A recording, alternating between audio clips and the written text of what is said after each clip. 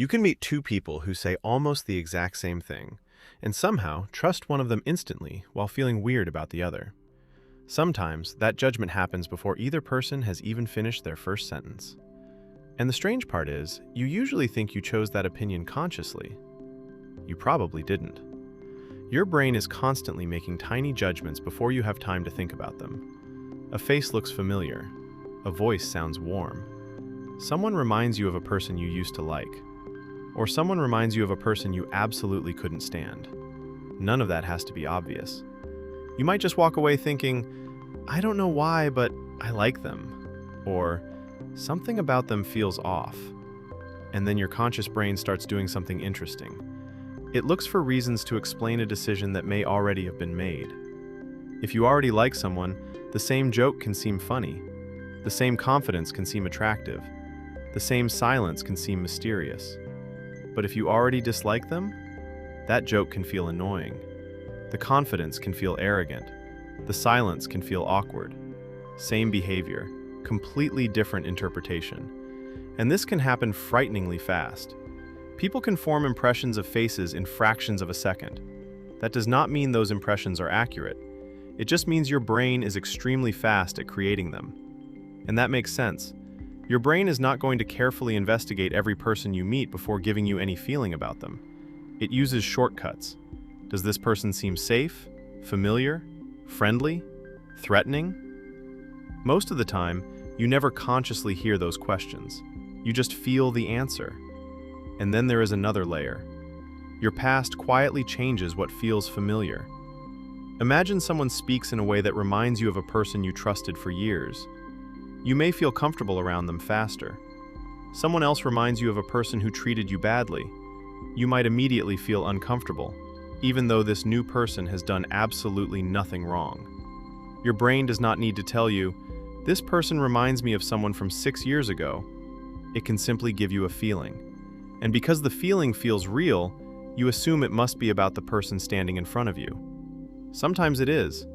Sometimes it isn't. And first impressions can do more than change how you see someone. They can change how you treat them. If you immediately like someone, you may become warmer, more interested, and more open with them. They notice that. And they may respond by becoming warmer and more open with you. Suddenly, your first impression seems correct. But part of the reason the interaction went well is that you treated them like someone you already expected to like. The opposite can happen too.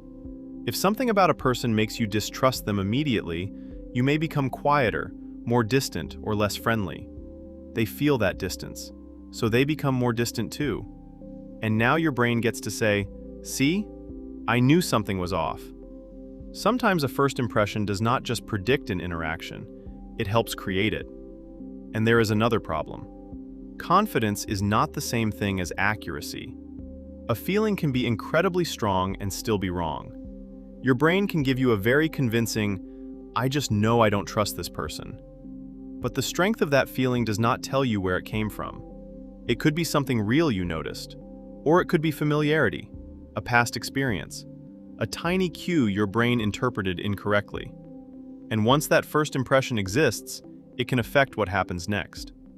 If someone you already like makes a mistake, you might think, they probably didn't mean it. If someone you already dislike makes the exact same mistake, suddenly it feels like proof. I knew they were like this. That is part of what makes first impressions so powerful. New information does not always replace the old impression. Sometimes it gets filtered through it, which means first impressions can change. But changing one can be harder than creating one. And that is what makes them so strange.